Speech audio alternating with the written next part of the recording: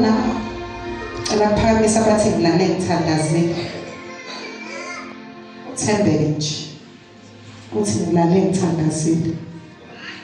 Hallelujah. Amen. Uthi ngivuke ngathandaza. Hallelujah. Amen.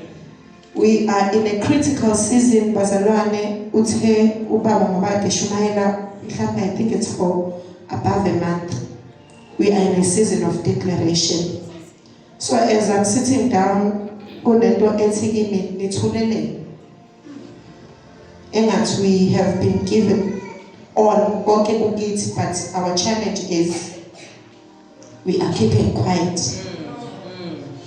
Izinto zethu, our promises, there's something that the Holy Spirit said when I was sharing a Mother's Day, ukuthi we are kings, we are chosen, we are the royal priesthood. Hallelujah.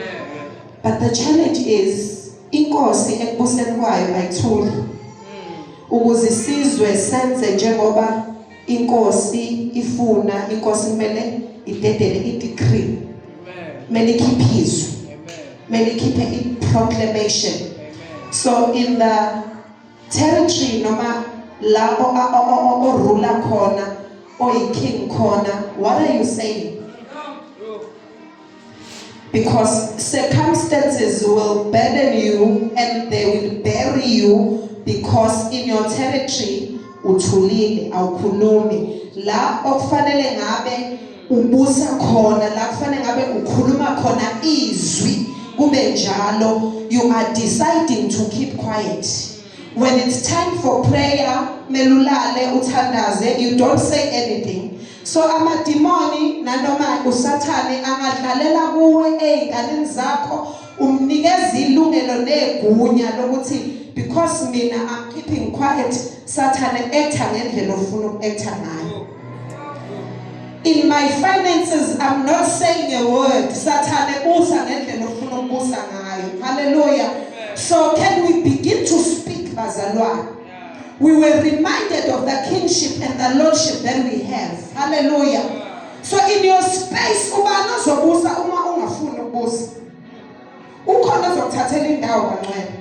If it's not you, then you are giving the enemy isikhathi noma isikhala sokuthi arule arene ezumathanda noma changa in your space.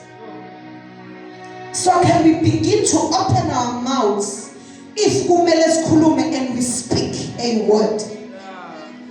That's why bangcwele umhlaba umile u-established because uNkulunkulu wayethi. Alisho ukuthi wayecabanga bese kuba khona ukukhanya. Lithi wayethi akube khona ukukhanya bese kuba njalo. So thina sifuze lowo muntu okhulumayo kube njalo. So why are we keeping quiet? Uma ongcwele ungisho njalo nje kumina wathi nithulelele. Okusho kusekukhona konke inkinga yethu sithula. Hallelujah bangcwele. Hallelujah bangcwele. Ngoba umfundisi kade ekhuluma lo konke kuyahambisana. We are in a season of declaration. We were reminded of who we are. We were reminded of our identity. Boldness ke manje, approach the throne of grace with boldness in your heart bangcwele. Uzazi ukuthi mina ngingumntwana kaNkulunkulu. I'm the son of the living and the most high God. Why is it true sesabe ngisho endaweni kufanele ngabe si exercise khona i-authority yokuthi singobani? In our spaces asifuni ngisho kwazeka ukuthi singabantwana bakaNkulunkulu ngoba sesivumela ama-surroundings asicindezele ngemoya yakho. Akwaziwa nje wena in your family, akwaziwa ekuhlaleni ukuthi you are the child of God, saved by grace.